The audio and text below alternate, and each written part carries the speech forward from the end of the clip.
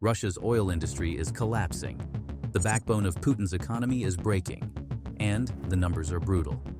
In the first 7 months of 2025, Russia's coal sector alone lost $2.8 billion.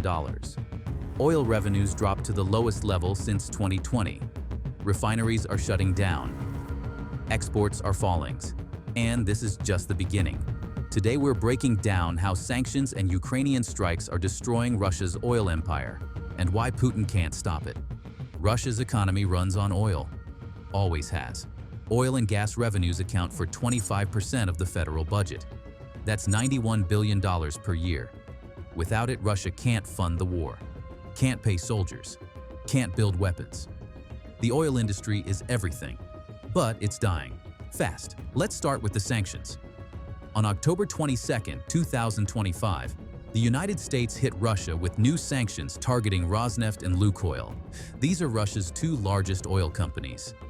They produce over 40% of Russia's crude oil, and now they're cut off from Western markets. What does that mean? Rosneft and Lukoil can't sell oil to Europe or the United States. They can't use Western shipping. They can't access Western insurance. They can't process payments through Western banks. They're isolated. The impact was immediate. Lukoil shares dropped 9.4% in one day, from 6,000 rubles to 5,434 rubles. Rosneft fell 7%. Investors know what's coming. Collapse. Russia is losing $5 billion per month in oil revenues because of these sanctions. That's $60 billion per year. Gone. And that's just from the latest round of sanctions. The total damage is much worse. Since 2022, Russia's oil revenues have dropped by over $80 billion. The 2025 budget projects oil and gas revenues of $91.6 billion. That's the lowest since 2020. Before the war, Russia was making over $180 billion per year from energy exports. Now it's half that, and falling. But sanctions are only part of the problem. Ukraine is destroying Russia's refineries. Since August 2025, Ukrainian drones have hit at least 16 of Russia's 38 oil refineries. That's over 40% of Russia's refining capacity under attack. And the strikes are working. September 2025. Ukrainian drones hit refineries and ports across Russia. Oil product exports dropped 13% in 1 month. 13%. That's billions of dollars in lost revenue. In 1 month. One of the hardest hit targets is the Volgograd refinery. It was struck twice in August, twice in September. 4 times total. It's barely operational. The Novokibezhev refinery was hit 3 times, about once per month. It's running at reduced capacity.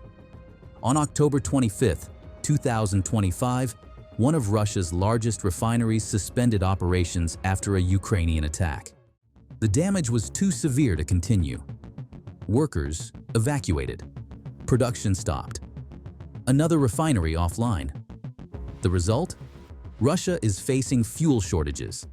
Diesel prices are rising. Gasoline is harder to find in some regions.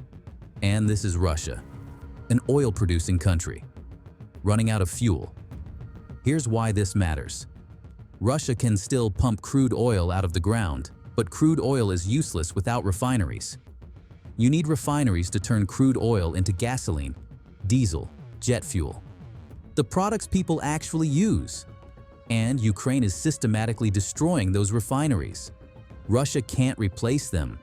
Building a refinery takes years, billions of dollars. Advanced technology Russia doesn't have anymore because of sanctions. So every refinery Ukraine destroys is a permanent loss. The numbers are staggering. In September 2025 alone, Russian oil product exports fell 13%. That's a loss of approximately $7.4 billion per month. Multiply that by 6 months. That's over $44 billion in lost revenue just from refinery strikes. Add the sanctions, add the coal sector collapse, add the falling oil prices. The total damage is over $80 billion in 6 months. And it's accelerating. Russia is trying to adapt. They're selling oil to India and China at massive discounts, sometimes 30 to 40% below market price, just to keep money flowing. But even that's not working anymore. India was buying Russian oil through Nayara Energy. Rosneft owns 49% of that company. But now, Rosneft is sanctioned. What happens to that stake? Nobody knows. India might be forced to cut ties. That's another market Russia loses. China is buying Russian oil, but they're demanding bigger and bigger discounts. They know Russia is desperate. They know Russia has no other buyers. So they're squeezing every dollar they can. Russia is selling oil at a loss just to keep the industry alive, and it's not sustainable. Russia's 2026 budget projects oil revenues of $93.7 billion. That's barely higher than 2025, and that's an optimistic estimate.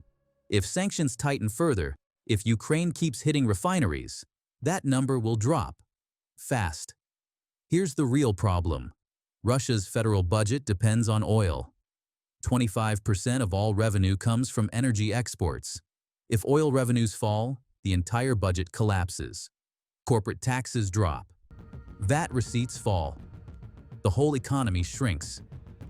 Russia is already running a massive deficit. The war costs over $1 billion per day. Oil revenues are falling. The gap is widening, and Putin has no way to close it. He can't increase production. Refineries are destroyed. He can't find new buyers. The West is sanctioned. China and India are squeezing him. He can't raise prices. The market sets the price, and oil prices are falling. So what does Putin do? He burns through Russia's reserves, the National Wealth Fund, the emergency savings, and those reserves are running out fast. By some estimates, Russia has enough reserves to fund the war for another 12 to 18 months. After that, it's over. The money runs out. The war stops. The economy collapses. And the oil industry, it's not coming back. Even if the war ended tomorrow, even if sanctions were lifted, Russia's refineries are destroyed.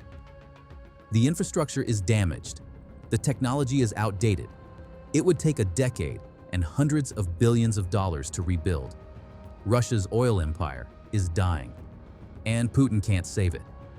Ukraine's drone strikes continue. New sanctions are coming. Buyers are disappearing. Revenues are falling, and Russia's economy is running on fumes. The oil industry was supposed to be Russia's strength, the untouchable foundation of Putin's power.